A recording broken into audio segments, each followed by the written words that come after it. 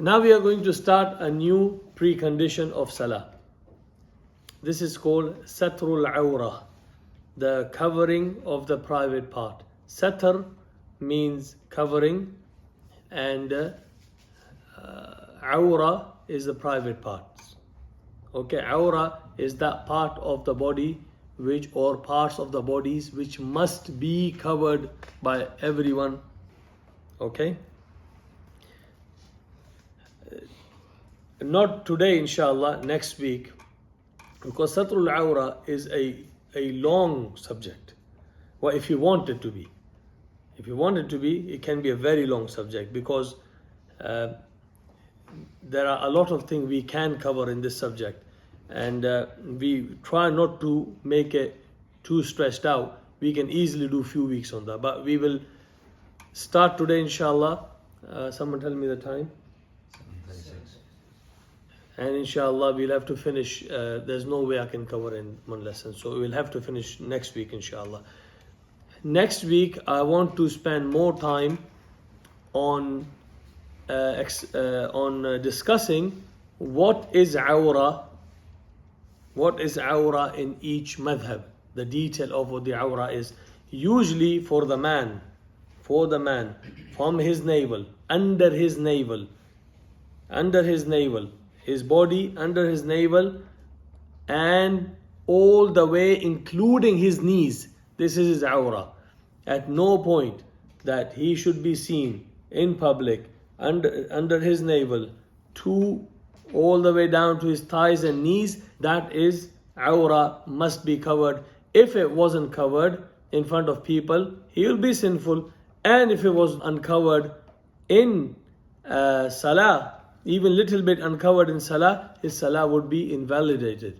That's for men. Now, for women, other than her face, not her hair, her face and her hands, alright, which is her wrists onwards. This is the only place which is not awra.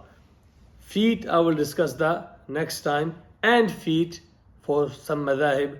We can say the feet, what she washes in the wudu, okay? But what's agreed upon is the face and the her wrists onwards, her palm basically. Other than that, she is awra. She should not be seen in public or Salah, in Salah or outside Salah, without it, except in the cases where she in the house with her husband and her children and her family and the people who are her mahram, there is more leniency. But we can discuss that next week, madhab by madhab. That's a big subject in itself, so I want to leave that out for today.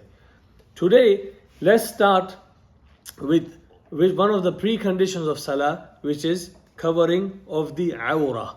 Now you know what awra means for men and women in general, and we can discuss specific details next week. Okay? So awra is the place which is hidden, has to be hidden, and not allowed to look at or show. You're not allowed to look at or show.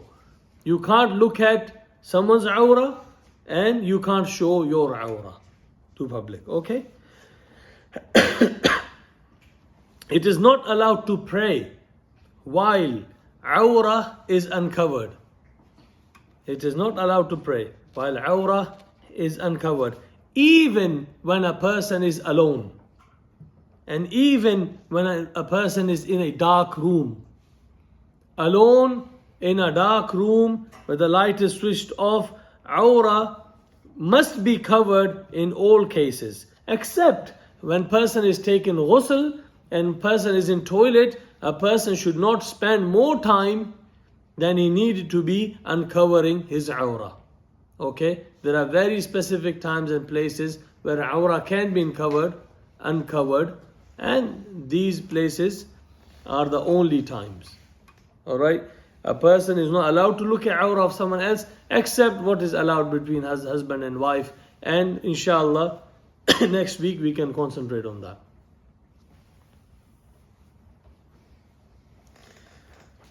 And you have to wear your clothes in public and while praying Salah, to cover yourself, like Allah said in the Quran, in Surah Al-A'raf, خُذُوا زِينَتَكُمْ عِنْدَ كُلِّ مَسْجِدٍ. Ibn Abbas radiallahu ta'ala who said, it means الثِّيَابِ فِي الصَّلَاةِ.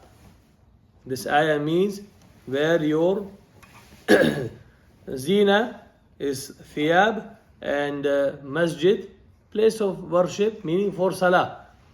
And it is agreed upon, the whole ummah is agreed, has to be covered, and it's a must. If not done, salah will not be accepted. Alright?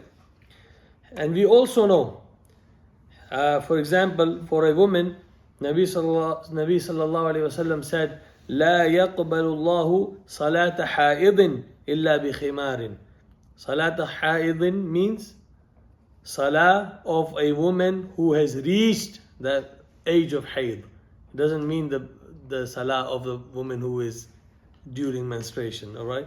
Haid is a woman, she has reached the age of puberty. Her salah is not accepted without a khimar, without covering her head, her scarf.